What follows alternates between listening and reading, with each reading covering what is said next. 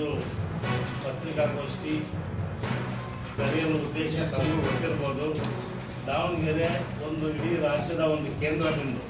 ಇಲ್ಲಿ ನಡೆದಂಥ ಬೆಳವಣಿಗೆಗಳ ಬಗ್ಗೆ ಇಡೀ ರಾಜ್ಯ ನೋಡ್ತಾ ಇರುತ್ತೆ.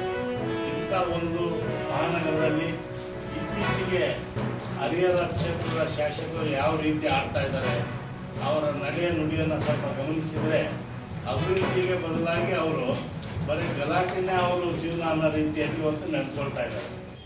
ಗಲಾಟೆ ಮಾಡಿದ್ರೆ ಇವತ್ತು ಪ್ರಚಾರದಲ್ಲಿ ಇರ್ತೀವಿ ಅಂತಕ್ಕಂಥದ್ದು ಅವರ ಒಂದು ನಡವಳಿಕೆ ಆಗಿದೆ. ಇವತ್ತು ಕೆಲವು ಸಾರಿ ಅವರು ಕಾನೂನು ಶಿಸ್ತು ಪಾಲನೆಗೆ ಹೆಸರಾದಂಥ ಒಂದು ಪೊಲೀಸ್ ಠಾಣೆಗಳಲ್ಲಿ ಅವ್ರು ನಡೆದುಕೊಂಡಂಥ ರೀತಿಗಳನ್ನು ನೀವು ಮಾಧ್ಯಮದವರು ಸ್ವತಃ ನೋಡಿದಿರಿ, ವಿಡಿಯೋ ಮಾಡಿದಿರಿ. ಸುದ್ದಿ ದೃಶ್ಯ ಮಾಧ್ಯಮದವರು ಎಲ್ಲ ಕಡೆ ಬಿತ್ತರಿಸಿದಿರಿ. ನಾನು ವಿರೋಧ ಪಕ್ಷ ನಾಯಕ ಏನ್ ಬೇಕಾದ್ರೂ ಮಾತಾಡಬಹುದು, ವಿರೋಧ ಪಕ್ಷದ ಶಾಸಕನಾಗಿ ಅಂತೇಳಿ ಅಧಿಕಾರಿಗಳಿಗೆ ನೀವೆಲ್ಲ ನೋಡಿ, SP ಮೇಡಮ್ ಅವರಿಗೆ ಅಂದ್ರು, ಮೊನ್ನೆ DC ಅಂದ್ರು, ನನ್ನ ಎದುರಿಗೆ ಹರಿಹರದ ಒಬ್ಬ ಕಮಿಷನರ್ಗೆ ಏನು ಇಂಪೋಚಿಂದ ಮಾತಾಡಿದ್ರು ಆಫೀಸ್ ತಗೊಂಡಾಗ.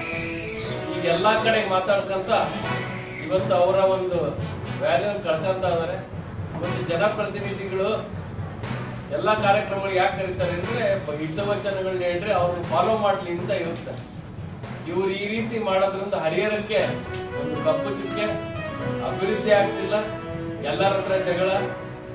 ನಮ್ಮ ದಾವಣಗೆರೆ ಜಿಲ್ಲಾ ಉಸ್ತುವಾರಿ ಸಚಿವರಾಗ್ಲಿ, ಮೊನ್ನೆ ಸತೀಶ್ ಜಾರಕಿಹೊಳಿ ಅವರಾಗ್ಲಿ, ಯಾರು ಬಂದವ್ರಿಗೂ ಅಧಿಕಾರಿಗಳು ನೌಕರರಿಗೆ ಏಕವಚನದಲ್ಲಿ ಅವ್ಯಾಚ್ಯ ಶಬ್ದಗಳನ್ನು ಬೈತಾ ಕಾನೂನು ವ್ಯಾಪ್ತಿಯಲ್ಲಿ ಅದು ಏನು ಕಂಪ್ಲೇಂಟ್ ಕೊಡ್ಬೋದು.